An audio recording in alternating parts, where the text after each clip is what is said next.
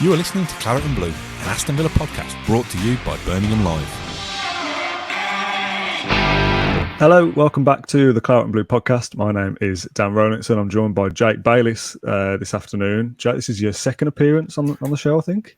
Yeah, I'm becoming a regular, aren't I? Kind of. Interestingly enough, that's a lovely little segue into today's podcast, where we'll be discussing who will be a regular in the side next season. We're going to do every Aston Villa player assessed or ranked or rated or whatever title I've decided to go with later down the line. So I've got a list of, I believe it's 36 players that are listed on Villa's first team page on the club website. Some of them are obvious that they'll probably start every single game next year. Some of them have got a bit of a future. Some of them need to be sold or loaned out. So I want to go through and kind of put a stamp on each one, what we think our opinions are if we were in charge of Aston Villa next season. This isn't saying what Steven Gerrard is going to do, what the club think of these players. This is your and mine, our opinions on these 36 players. We'll start with probably the easiest one in the whole list here with Emiliano Martinez.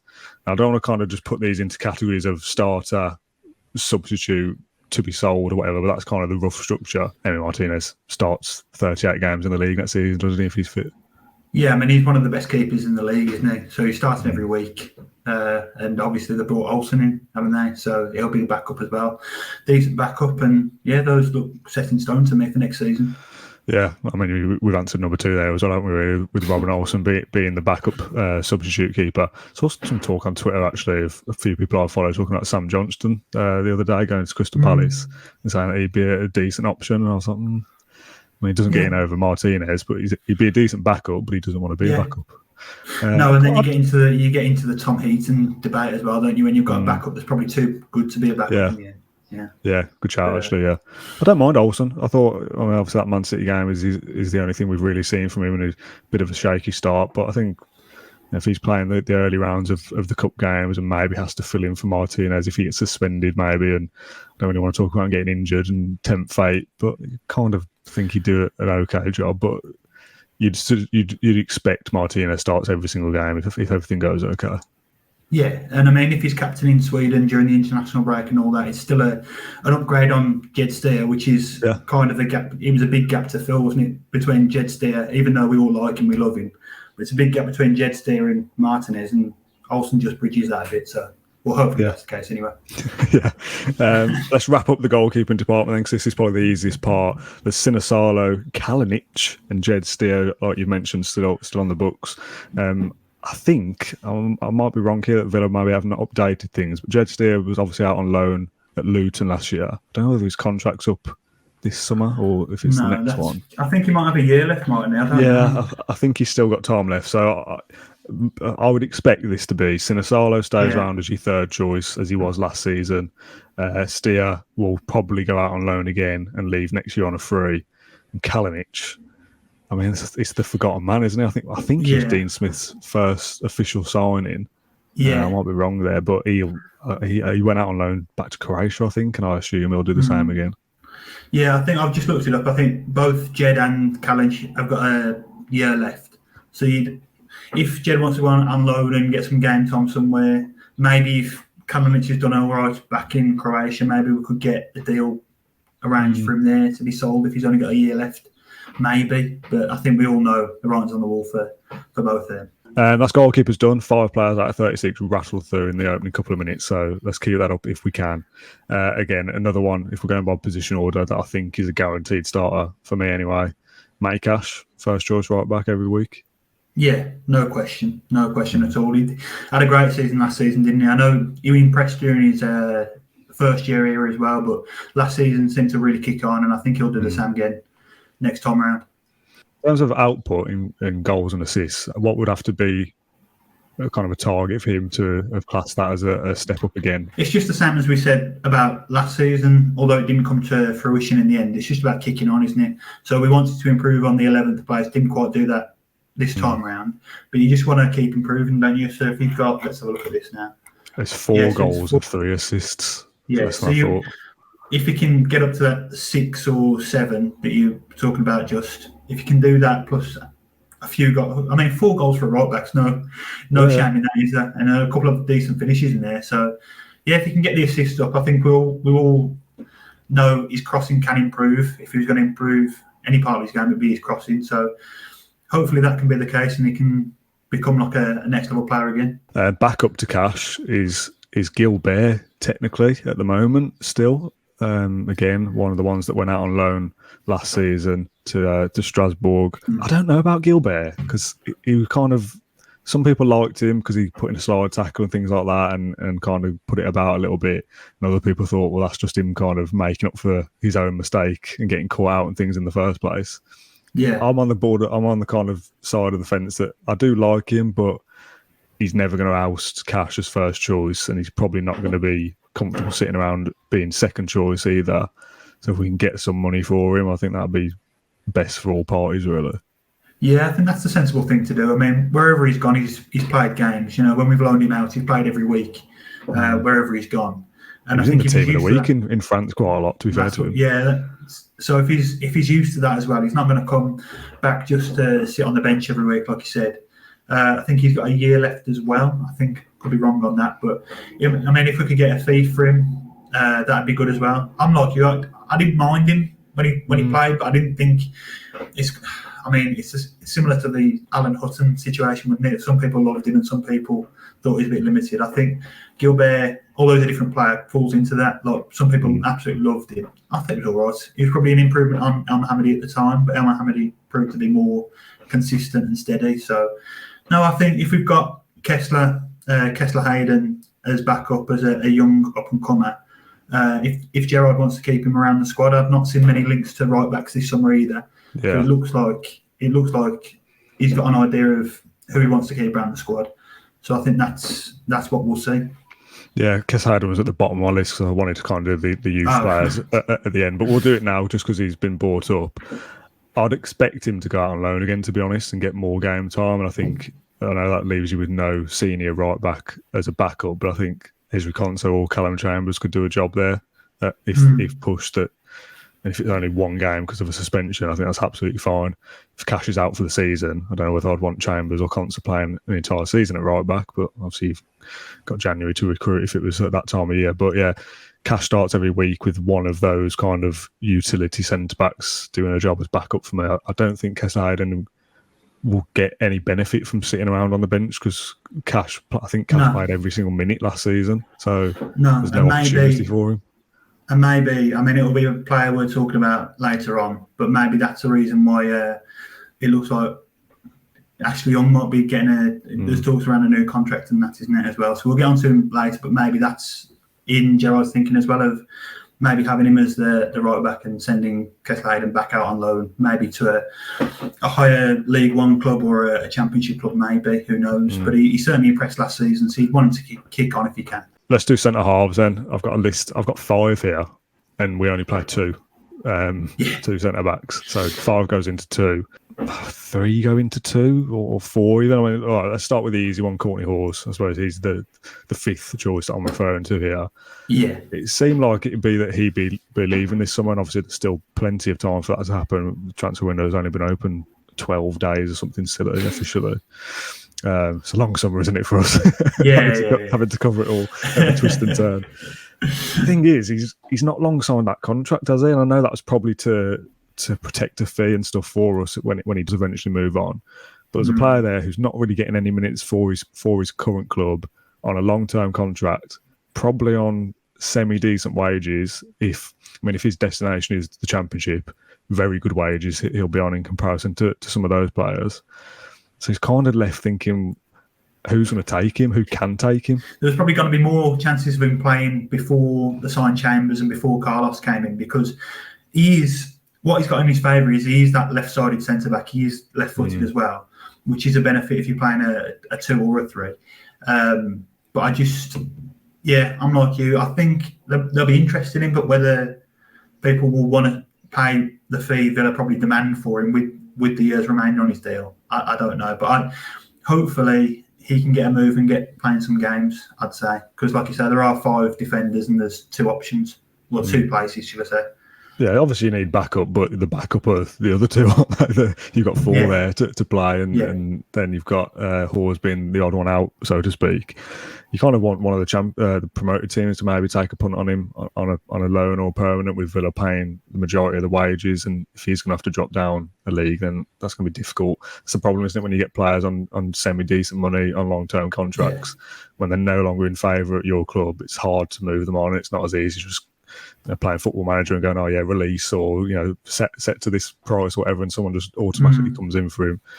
That's why you get stuck with these players for a long time, and kind of stunts their development, and doesn't do anything for Villa financially either. Obviously, the flip side of that is Diego Carlos coming in this transfer window. For us to spend that money on a centre back, you assume he's going to play every week. You're not coming to sit on the bench for that kind of money, having won the Europa League with Sevilla. I know there is questions over, because he played on the left side in Spain, so the questions over whether he can play with Mings or whether he'll take Mings' place. But he is a guaranteed start. Yeah, it's interesting that the Mings debate, I guess, and I suppose we'll come on to him next. As if I was putting this out to the comments now, there'd be a lot of people saying, well, we've got 5 centre-backs, let's get rid of one, let's sell Mings off to somebody. Personally, this is all about our opinions. I wouldn't want to sell Mings. I think you and me even have spoken about this on your debut on the podcast. I feel like I've spoken about it a million times. He's still your captain as it stands. He still offers experience. Can still do a job in the squad at least. I'm not saying he needs to start every single week in the long term, but unless you get a stupid fee for him, I would keep him around. Him being the left-sided centre-back and Carlos wanting to play that left side as well, that does offer up a debate of, is it going to be one or the other? You would assume for the start of the season, it'll be both, because Konsa won't be fit to go, ready from the start of the season. Yeah. I don't know when he's back specifically. He might technically be back at the start of the season, but I don't imagine he'll have any pre-season of note, really. So it has to be Mings and Carlos to start the opening months of the season, or the opening weeks of the season at least. And it's up to them to... I mean, I don't want them to mess up, because I want Villa to be at their best every single game. But it's up to one of them to miss out for Ezri Konsa to get back in, isn't it? For all the criticism, he's that leader at the back.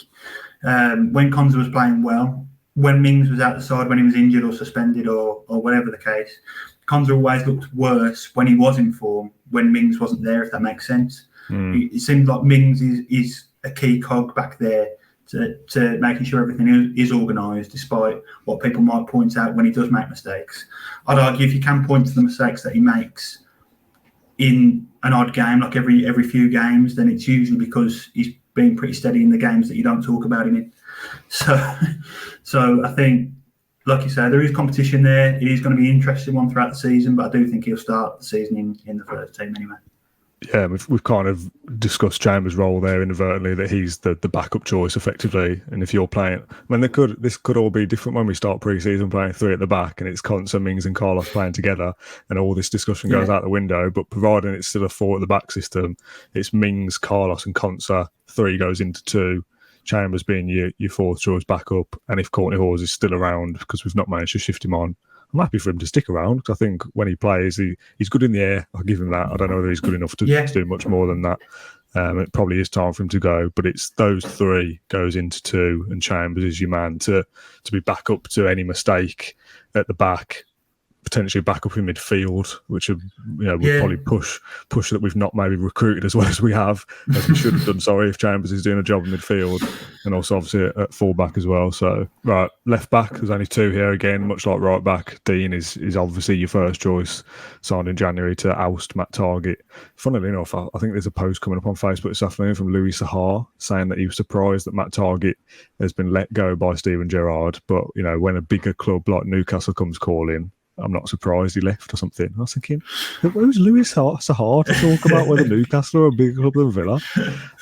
Nonsense. I mean, Newcastle are a big club, but come on, that's not like, he's not left them because they're a bigger club than Villa. Yeah. It sounds like he got a massive pay rise. That's probably why he left. Luca Dean, though, is your man. Gerrard signed him to replace Targett. He starts every single week if fit, and he's got better as the season went on. I think we're starting to see. I liked him from the start, but there was a few that were kind of on the fence of, is he much better than Targett? But I think over time, once he settles in, and hopefully Villa being better next season, we'll see that he is certainly an upgrade. And then Ashley Young is probably the bigger talking point out of these two, that technically on the Premier League website was listed as being released by Villa at the start of June, was it, or last week, on like the retained list. But on the Villa website, Ashley Young is still listed. I mean, that doesn't really mean much, but he is still on there. They sent a thank you message to Conor Harahan on social media, but didn't do one for Ashley Young. So signs would point to Ashley Young is in negotiation with a new contract and will probably be here next season. And I wouldn't be surprised if that was some kind of 1-year deal with the option of being a bit more involved in a coaching role, maybe. Yeah, I mean, that's good detective work by you, Dan, with the Huracan post. But yeah, so That was sad, mate. I think we all know that Gerard's spoken about it, hasn't he, during the season. He said he wanted to get Young on a new deal if possible. And I think when we spoke about right back, we said he could offer, although he does play left back more often than right back, he could offer some kind of emergency cover there as well if we want to send Kester out on loan again. So I think it does make sense. It's probably just the 1 year, I think, more that he's probably got as a role in Villa squad before they kind of look to upgrade again, kind of what we were saying about Courtney Hawes. He's time to move on now. Probably Young, it's the last season we probably need him before we either get an upgrade. I mean, there's been plenty of links with new left backs, hasn't there? So you'd think maybe Villa do get a deal over the line, maybe they don't, but as long as he's there to offer some kind of backup, then he's still got a role to play. Defence done, so that probably marks us as being just at the halfway point. There was a lot of midfielders where some of them, like we've said all the way through, there's a few obvious answers here, so let's not go too in depth on a few of them. We'll start with probably the most obvious, like we've done in the other two areas of the pitch. Jacob Ramsey starts every week. First team. Yeah, he was so impressive last season. I mean, he's a local lad to me, great bar, so always looked out for him anyway. But and I always kind of backed him when he come through the team, but I didn't see this kind of progression from him. I've been absolutely amazed by him this season, and I think he's just going to get better and better, and I can't wait to see it. So he's one of the first names on the sheet for me. I don't want to bring up the obvious, but we lost a certain dribbler, didn't we, that was good on the ball last summer, and we were wondering, like, we've lost that kind of ball carrier. The way he runs with the ball, it's scary sometimes. You know, for his age and the size he just seems to be getting bigger every week that you see him. And he's just muscling experienced midfielders off the ball and doing whatever he can. So I can't believe he's ours, and I can't believe we get to watch him every week. So let's just enjoy it. Yeah, it's a shame that dribbler left. Ross Barkley was a decent player. McGinn and Louise, let's do these as a duo, because these are probably the two that are on the fence maybe of not being as involved this season as they were last. And Douglas Luiz's contract situation rolls on day by day. And now I'm kind of the pessimist that thinks, well, if it's taking this long, he's not going to sign one, because, you know, surely it'll be done by now. Like, we've known that it was running out, and it's been in the headlines, and Gerard's been asked about it many times whilst the season was still going on. So, you know, this is not new information that contract talks are ongoing. So I'm kind of thinking he's got a year left. If Roma or whatever European club comes in for him with 20 million euros, we can get a bit of money in for him. I think you sell him and make a bit of cash back. McGinn, again, linked with a couple of clubs, Spurs, which seems bizarre to me that some fans will say that McGinn's not good enough, but then Antonio Conte wants to be involved in his Spurs Champions League squad. I like McGinn. I think, again, he's got limitations. He's very similar to Mings in terms of, we could probably say the same things that we said for Mings in this section about McGinn. But I think he's good to have around the squad. He's clearly a good personality. So a lot of talk about him like not moaning and stuff. I think I've seen him not getting on with squad members or Gerard and stuff. I don't think there's anything in that from the snippets that you see and you hear from inside the camp. It seems like he's kind of the heartbeat of a dressing room. But on the pitch, he's got energy. He plays. I like his style. But you only see that maybe 1 in 3 games or 1 in 4 games. I kind of want more consistency from him. And if he's not going to be consistent, he shouldn't be in the starting squad, but in the starting team. But I still think he's got enough to be in and around. It's 5 subs next year, isn't it? So in and around that first choice 16, let's say. Yeah, you pretty much nailed what I was going to say with him. When I was putting my notes together for this, I thought there are similarities between him and Mings in terms of, I can understand there's frustrations about the consistency and maybe because when McGinn's good, he's fantastic, but he's not every week. You know, it's every three games, maybe 4 games. Then it's notable when he plays well. You know, not say ever has an awful game, but it's notable when he has a 9 out of 10 or an 8 out of 10 game. And Villa play well when he plays well. Gerrard loves him, obviously. And like you said, he comes across as, you know, one of the main ones in the dressing room. It doesn't seem like he'd want to fall out with anybody. So don't know about that one. But I do think it's tricky, isn't it? Because if Luiz signs a new contract, I'm really excited by the prospect of him kind of playing as a number 8 instead of that number 6. Yeah. I think that could really kick Villa on a bit and see us make that push towards Europe, or make that push towards Europe a lot easier.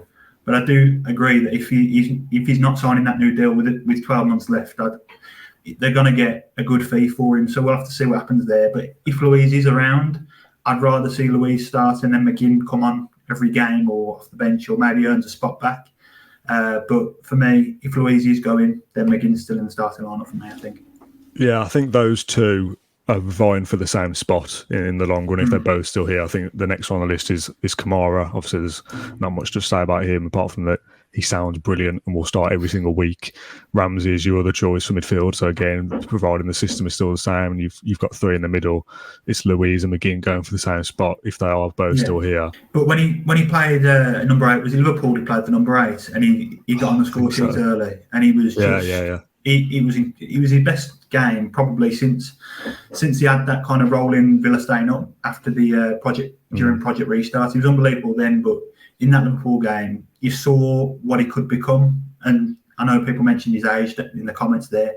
I don't think it's a case of Villa want to cash in. It's just a case of if he's not signing the new deal, you risk losing him for free next year. So if they can't get him to agree a new deal, then obviously if he is wanted by Mourinho or whoever, then there's a deal to be made, isn't there? But I think if Gerrard had his way, he'd have him around the team anyway. Yeah, I think that's a great summary. And I think a lot of these players, I'm kind of intrigued to see how the players that maybe struggled a little bit get on in a side that, again, it's all on paper at this point, that should be better next season. You know, McGinn, Mings, Luiz, you know, these players that didn't quite hit it off in either their first season for us or maybe have stagnated a little bit over a couple of years. I'd like to see them in a better Villa side as well. Fingers crossed we are this better side that we keep talking about, because if not, we're going to look silly. I think Boubacar Kamara gives them a lot of freedom in the midfield. I think that's it's going to see a different midfield, even if it's the similar players in front of him. I do feel like that's going to be a big step for Villa. Still a fair few midfielders to go through, so we probably need to hurry up a little bit as we hit the half an hour mark. Bloody hell. Morgan Sansone, again, that's a very annoying one. Sansone, I've said this a few times. I want to like him. That I think there is a player in there in the little spells that we see, but struggles with injuries far too much to be relied upon. Comparing him to like Formula One for a moment, which I've got into in the recent years. There's a quote from, I don't know who the commentator was, but he always says if you want to finish first you've got to finish the cars that are unreliable and break down, and you know you've got to finish the race if you want to score some kind of points. We need to see Morgan Sansone play some games before we can see what Morgan Sansone can bring to Villa. And if he can't finish a game or can't get fit enough, we're never going to see it. So he's one of those ones that feels like it'll never work at Villa. And he'll go somewhere else and we'll think, a decent little player there, Sansone playing in XYZ league, but could never quite stay fit at Villa, and it feels like one of those ones that just isn't going to work out. No, there's definitely a player in there in Sansone, but it's just like you say, it's about the fitness and it's about being able to play games. And we've got already, I know we haven't mentioned him yet, but we've got someone covering Kamara in his position. We've got McGinn and Luiz fighting for a position. We've got Ramsey.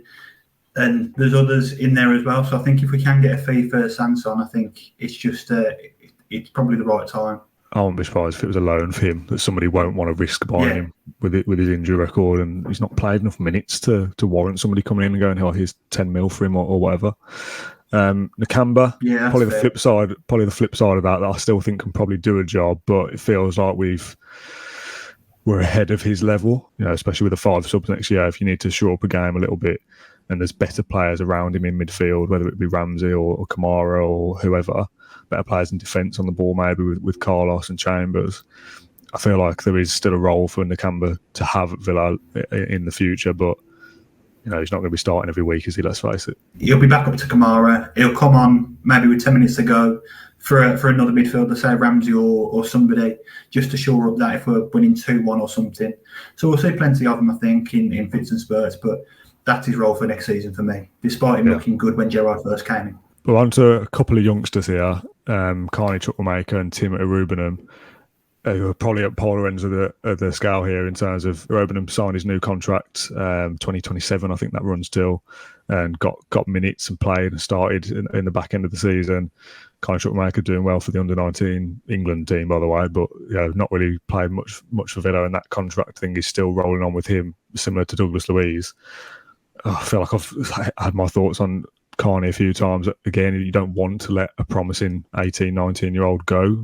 Silly to let talent go if you can help it.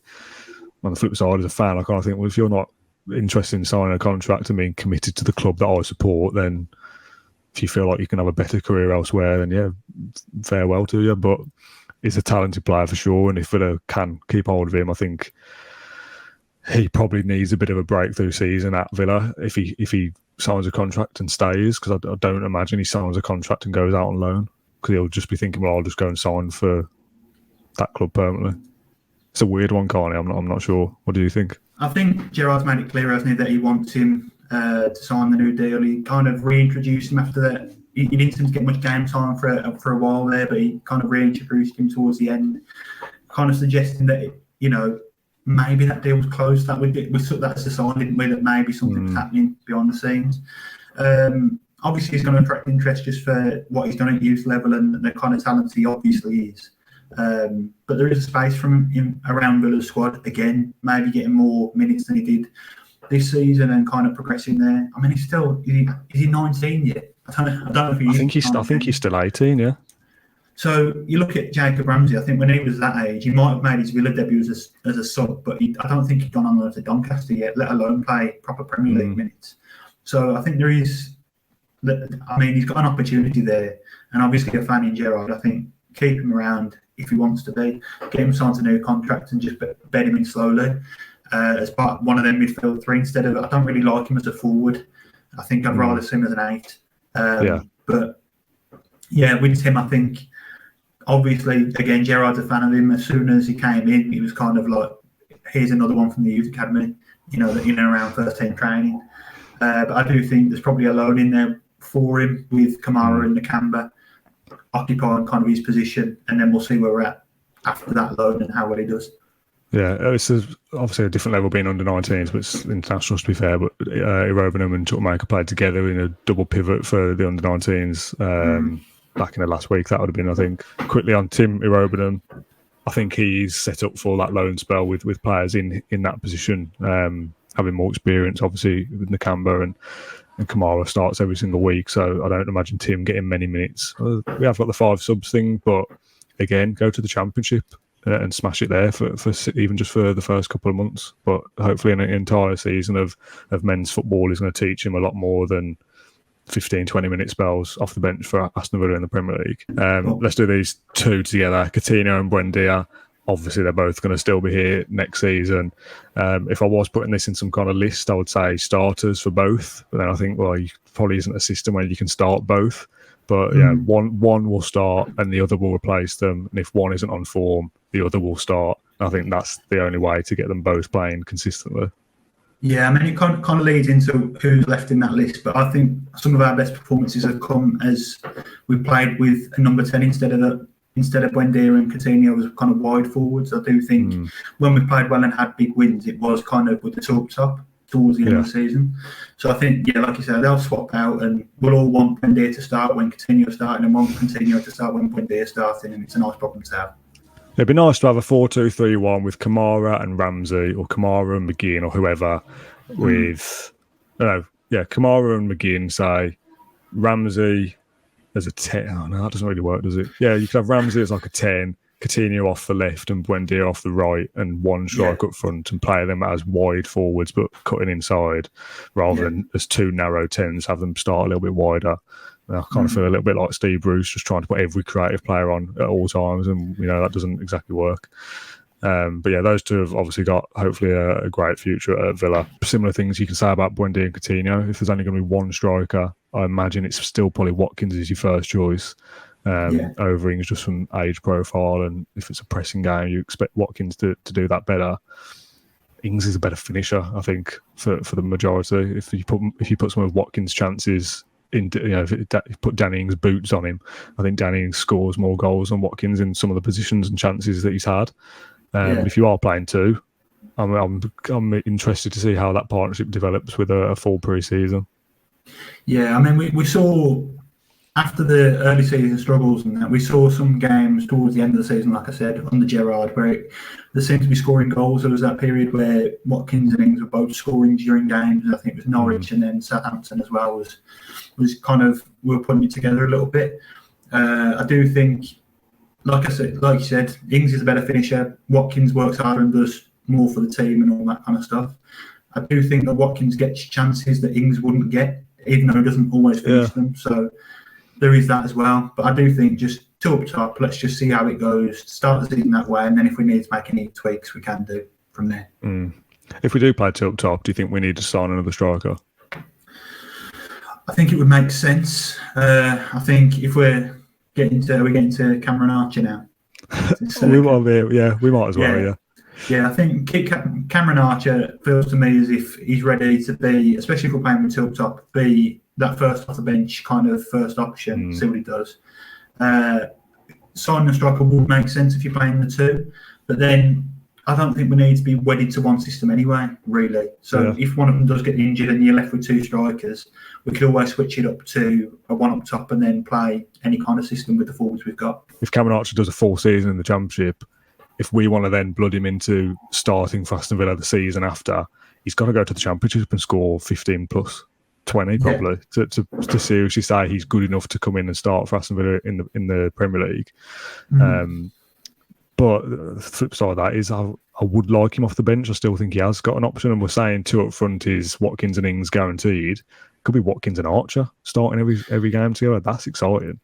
Yeah, and like as he's shown for the England under-21s as well recently, coming off the bench isn't something he minds either. It seems he kept banging him in at an international level. So he's just a finisher, isn't he? He's that kind of. I can't remember the last time we had it like a poacher kind of finisher. I don't think I can remember us having one. We've had proper number nines like the Bentekis and that kind of stuff that have kind of done everything. But in terms of being a finisher, I think. Well, we all know there's real potential there, isn't there? So I think regardless, if they send him on loan and he gets bedded in for another year, I can understand that. But I think he's ready for kind of being that fringe or first choice off the bench striker kind of thing. Yeah, if he goes to the Championship and he isn't playing, that's pointless. If he goes to the Championship and plays every week and only scores like 6 goals or something, and we'll kind of think, we were right not to throw him into the deep end in the Premier League. Not to say that we write him off as a player, but just that he's not ready just yet.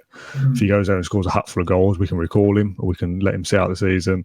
And if he stays with Villa, he's got to get chances and got to be worth keeping around. There's no point keeping him out of the Championship and he gets like 10 minutes. Okay, we're into the loanees and the fringe players now. We can actually Bailey's probably the first one that we've not talked about, the big player.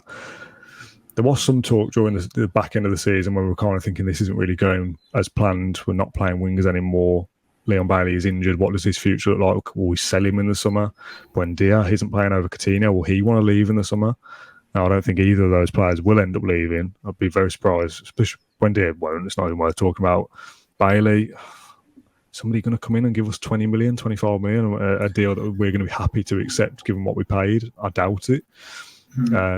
But if we're not playing wingers next season, unless you're going to deploy Leon Bailey as a 10 or a 9, which isn't really his natural game, but I suppose part of me as not a footballer would suggest if you can run with pace down the left side of the pitch, can you not just do that centrally? Like, is it that much different? Which is probably going to make me sound stupid, but how hard is it to play as an attacking winger or as an attacking number 10? Like, surely it's only pitch position. So I would like to see him have a future, a little bit like the Sansone discussion, but to a lesser extent. There's clearly a player in there, but I don't know whether we're going to get to see enough of it at Aston Villa to warrant keeping him around for the fee that we paid. No, and I do think I think they'll keep him around this season to see what they can do with him and hopefully get him over those injury troubles with a full pre-season and all that. I know he scored for Jamaica during the international break as well, as he kind of ended the season. So you hope, it just kind of kicks on from there a little bit. But like you said, it's a difficult one. If they start playing with one up top, he's got a future, as a winger, because we don't have, we're going to get onto them, but we don't have that many options if it all plays out the way we think it will. If you play Bailey on one side, Buendia on the other, Coutinho or Buendia, Coutinho, in the 10, Ramsey and Kamara as a 2, that's a chance for him to get some game time. But we probably should be doing this on August 1st, shouldn't we? Not June 22nd, to be honest. We'll probably have a bit more idea of what the pre-season games went like and who else we sign. I'd like to see more from Bailey, but he's got to get his hamstrings together first. Trezeguet, Traore and El Ghazi will do as a trio because those three are basically the same player at this point. They all seem to be linked with the same clubs. They probably all kind of run their course at Villa to a certain extent. I suppose Traore is the one who's most likely to stick around next season out of the three. Trezeguet looks like he'll imminently go to Turkey. El Ghazi, I've not actually seen many links, but you would assume he's gone. Again, if we're not playing wingers and Leon Bailey isn't getting time, Trezeguet and El Ghazi aren't going to get minutes, are they? So it's time to hopefully cash in as best we can. I mean, they're both done the bit. They're both, have contributed massively to where we are to get to these points. Obviously, El Ghazi scored the goal to help take us up in the playoffs, and even the season before last scored, was it 10 goals he got in the end, all comps? I think so, yeah. So, he's proven he was a good player for the club. I don't know what happened in that loan spell, but he's a good player. Trezeguet helped keep us up, got us to a cup final as well. There's no knock on the players. It's just they're not going to be first choice. We don't play with wingers, and it's time to move them on if we can and get a bit of money back for them, and hopefully they can kick on and take the next step in their career themselves, really. Yeah, to really make it a binary thing, El Ghazi got us promoted. Trezeguet helped us stay up with those lockdown goals. He was a hero at the back end of that season. The goals against Arsenal and Palace, I think he scored. Yeah, it was Palace. Yeah, it was. And then obviously that Leicester semi-final as well, getting us to Wembley. I've had these little moments throughout their Villa careers, and they've done well. But Villa are at a stage where we're hoping to be up here, and those players are probably down here, and getting linked to Turkish sides is probably a testament to the standard that they've got. I'm a fan of Traore. I do really like Traore. I remember James Rustin tipping him last season to be like the player of the season last season, and I'm with him on that. When I saw him play against Chelsea in that game we were allowed to go to with fans at the end of that season, he was unbelievable. Scored the winner against Chelsea and all that.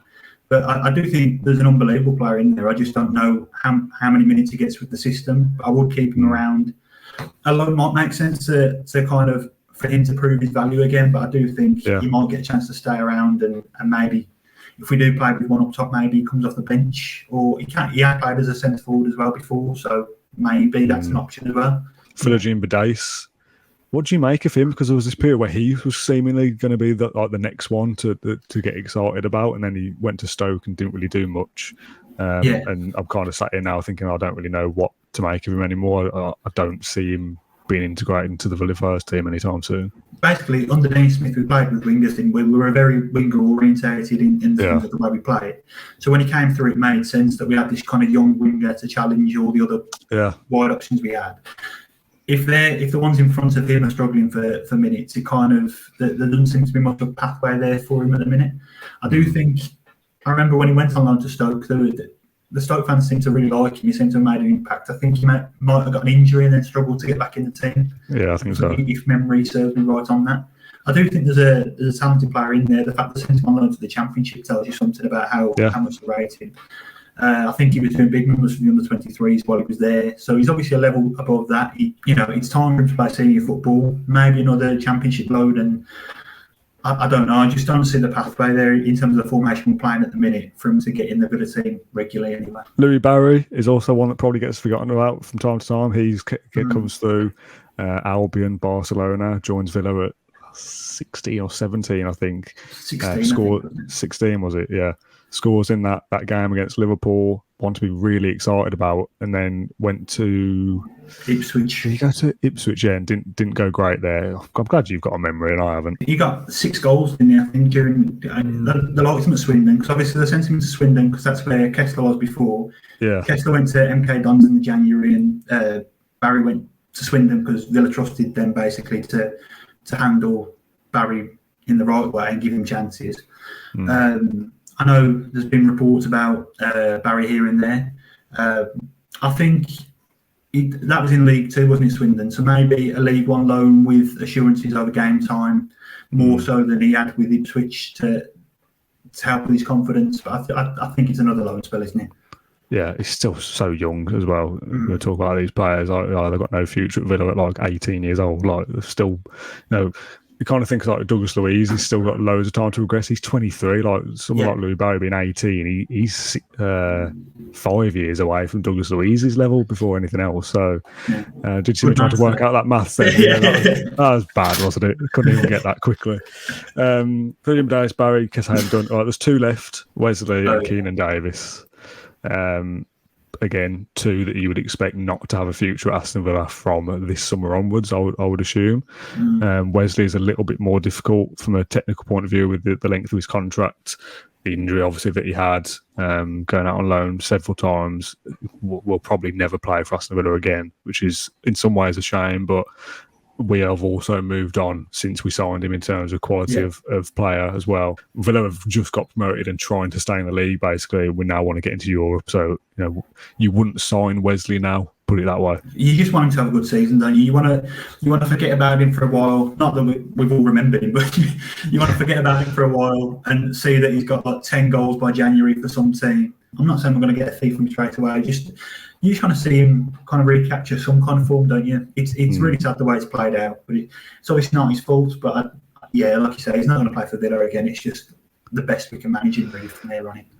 Yeah, I'd be surprised if we even got 10% of our investment back on that 22 million that we paid for him, to be honest. Never mind anything more. But yeah, a shame in some ways, but we've all kind of moved on. He shares a birthday with me, by the way. He's 1 year young. He's 1 year younger than me. Oh, that's annoying. I mean, he looks big guy. To be fair, he looks older. Same birthday. And the other one, Keenan Davis. All signs point to Nottingham Forest on the permanent deal. You would suspect, although they are after another striker. I think I can't remember his name. 15, 16, 17 mil. So you kind of wonder whether that's instead of Keenan Davis. All kind of reports you hear is that Villa are open to sell. I think Forest want him, but it's just a case of agreeing a fee that's reasonable. So there was a stage where if we'd have got 2 or 3 million for Davis, you'd have gone, yeah, all right, fair enough. Yeah. But now he's got promoted and played well, and we're all thinking, 7, 8, 10, 15 mil. And if Villa aren't too silly on asking for a big fee, you would expect Keenan Davis. So, I mean, if it's not Forest, he should have done enough with Forest that someone else comes in and thinks he's worth 6, 7, 8 million. I mean, I'm not all about sentimentality and all that kind of thing, but I don't want to see Villa price him out of a decent move either. You know what I mean? Asking for 15 million for Keenan Davis, if Forest were willing to pay it, that's one thing. But I don't think another team with no connection to him is going to pay that kind of money. And I do want him to kind of get his chance, even if it is in the Championship or lower end of the Premier League, to kind of prove that he can be that number 9. Because if we don't sell him, he's just going to have the same role he's always had at Villa, which is coming off the bench to be a bit of a difference with 2 minutes to go. So hopefully he can get some kind of move and we get a decent fee for him. Done. Every Aston Villa player assessed that's listed on the first team section of the Aston Villa website, put that in little quote marks at the end. 35, 36 players done and assessed.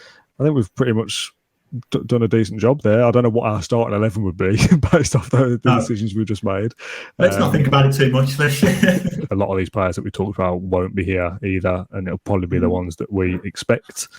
So yeah, it's probably worth having another look at the start of the season of where, what we think of the squad then rather than in June. And it'll probably be quite interesting to look back on this video in a year's time and see if the players are still on the same kind of pathways that we hope they are. If you've been watching this on YouTube, then leave a like, go down into the comment section and share your opinions as well.